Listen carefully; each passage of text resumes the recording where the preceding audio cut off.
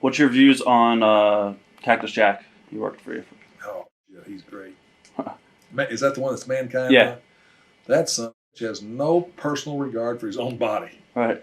I used to say, Jack, you're going to kill yourself. But I liked him. I on purpose rode with him a few times.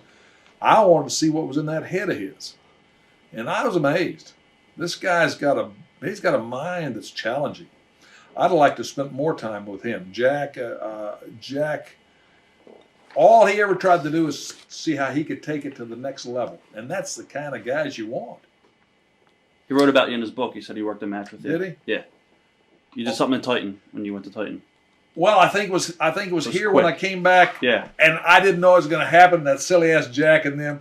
And I think he just did it for the fun with it, and I appreciate it. Right. He is just, I got lots of time. See, people like that want to give their all to the business, that's my kind of guys. The guys that always want to steal something from the business, like the Vinnie Vegases, where Vinnie Vegas, I talked him into staying in the business. Then he got to be a big star, and his head outgrew his body. Now he thinks he's the toughest son of a bitch in the world, the greatest wrestler, and the greatest manipulator. Well, he's not the toughest son of a bitch in the world. No basketball player is, first of all. The second thing, he's damn sure not the greatest guy that can draw money, and he couldn't manipulate his way out of a fucking wet paper bag, or WCW wouldn't be in the trouble it's in. Right. So, but the bottom line is he has a great ability if he'll finally get over his head problem of thinking he's God and come back to being normal. He's still a talented guy. The guy I missed that's turned into so talented that I didn't think would, and it'll show you the opposite. The guy that wanted it so damn bad, he just kept doing it, is Dallas Page. Right. I didn't think Dallas Page, I kept telling Dusty, shit, no. But I want to tell you, that son of a bitch just kept humping. And now he's the kind of guy that made it because he wanted to so bad. And that's another kind of guy I like. A guy that just doesn't give up. I'm not infallible. Hell, I make a lot of mistakes. But I'm one guy that can admit my mistakes. There's a lot of the legend of Bill Watts is if you don't do something right, sometimes you come to the dressing room and you'll let the guy have it or whatever. But let him have it verbally. Chris Candido was saying to somebody that there was one time where he wasn't selling in the ring and you might have hit him or something like that, and said, "No, that's how you sell." Chris Candido. Who is Chris? I don't remember him. Well, yeah, I would first of all, I grab them when they come in. Later, I set up a video thing where they could go right to their video with Ole Anderson, and he could start correcting. Right. But I figured that's the time to get him and show him. And yeah, if a guy didn't sell right, I brought him in and showed him how. Now, did I hit him in a shoot manner? Shit, right. No. Okay. Oh, hell no. Hell, I'm 60 years old. Who the hell can I whip? Right. But yeah, did I get in their face and show them how to throw a punch right, or show them how to kick right, or show them how to sell right? Yeah. And the thing, let me give you a example. How many guys you see in the corner, and a guy's strangling him, he's got his hands down here on the ropes.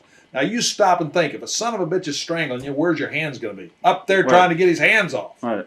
So I may come up and say, okay, you saw it, and I may strangle him real quick by shutting off their air for.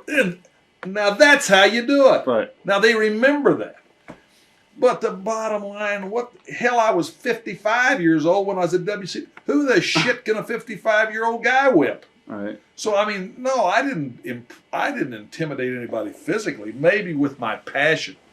Again, it depends that if the guy that loves the business, then the passion is going to help him. The guy that's just there and ain't made it or not going to make it, the passion then is going to piss him off. But I mean, the bottom line is they have a right to their feelings, and I have a right to my feelings, and I'm going to express. Ditka said it. He said, I'm used to coaching guys that want to play football, not babysitting. And Lombardi and Bill Parcells. Hell, you guys around that area, does he tell them what he thinks of them? Mm-hmm. All right, so guys, everybody has a different way of doing it. I just don't kiss their ass if they're out there screwing up. When you worked for Atlanta, what was it like working with all the committees and all the bullshit, the politics?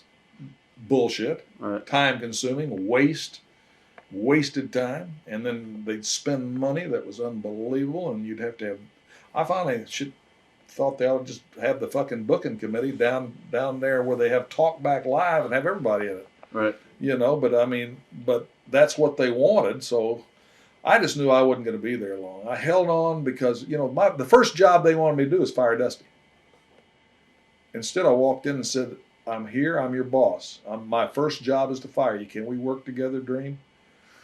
And we work together, and Dusty's tremendously creative. And Dusty will be the first one to tell you, I fined his ass. I fined him $1,000 when he kept doing some shit I told him not to do. All right. But he got the message. And he's still hanging on, or was. When I went back to Vince, Shawn Michaels screamed when he saw me coming, "You son of a bitch, I didn't been in business 2 weeks and you fined me." I said, "Did I ever fine you again?" He said, "No." I said, "It must have worked, huh?" And Shawn Michaels was so talented. So talented. So, I mean, he started with you back in Mid-South, right? Yeah, but a talented kid. So and Sid Vicious, which nobody could get. I love Sid Vicious. He never gave me any trouble. He tried his heart out for me, and he tried my way.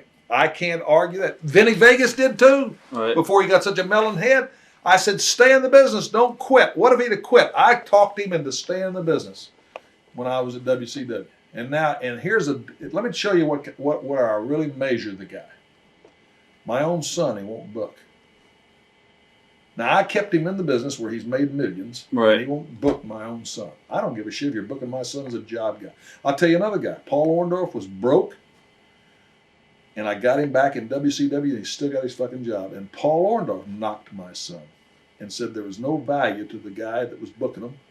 And that's the kind of guys that I just wonder about, that they don't think they owe anything. Now, I've never asked him for a damn thing from me. I don't ask anybody for anything from me. But Eric Watts has never heard any of it. And he's thought the world of both of those guys. And they got a hard-on over something they perceive about me that they're not man enough to deal with me on face-to-face, a 60-year-old man. So they take it out on my fucking kid. I think they're chicken shits.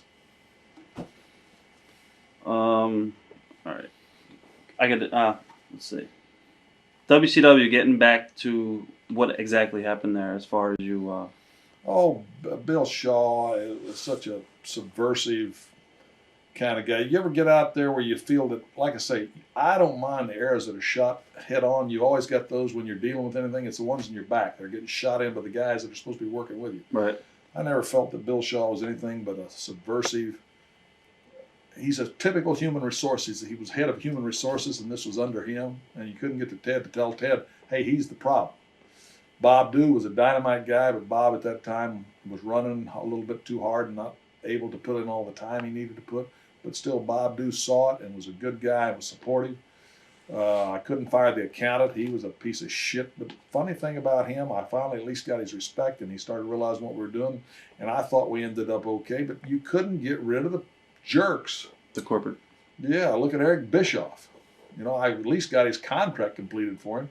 He's a booth announcer for Gagne.